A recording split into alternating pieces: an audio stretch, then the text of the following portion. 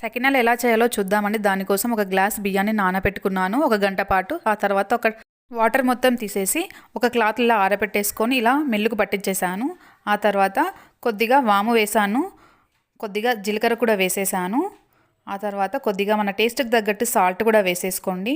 వీటికి 1 గ్లాస్ బియ్యానికి half glass వరకు నువ్వులు వేసాను. నువ్వులు ఎంత ఎక్కువగా ఉంటే అంత బాగుంటుంది. ఇలా ఒకసారి కలిపేసుకొని కొద్దిగా వాటర్ పోస్తూ మంచి పిండి ముద్దలా అయ్యేంత వరకు ఇలా కలుపుకోవాలి. ఆ తర్వాత ఇలా చేతితో ఇలా సకినాల్లాగా చేసేసుకోవాలండి ఒక క్లాత్ మీద. మొత్తం పిండి వేసేసిన తర్వాత ఒక హాఫ్ అన్ అవర్ అలా వదిలేయాలండి. ఆ తర్వాత మెల్లిపిల్లిగా ఒక్కొక్కటి తీసుకుంటూ బాగా వేడి అయిన ఆయిల్లో ఇలా హై ఫ్లేమ్లో పెట్టేసుకొని మంచి కలర్ వచ్చేంత వరకు వేయించుకోవాలి అండి. అంతేనండి, ఎంతో టేస్టీగా అండ్ సింపుల్గా ఉండే సకినాలు రెడీ. ఈ సంక్రాంతికి మీరు కూడా ట్రై చేసి ఎలా ఉన్నాయో కామెంట్ చేయండి. ప్లీజ్ లైక్ చేయండి, షేర్ చేయండి, సబ్స్క్రైబ్ చేయండి.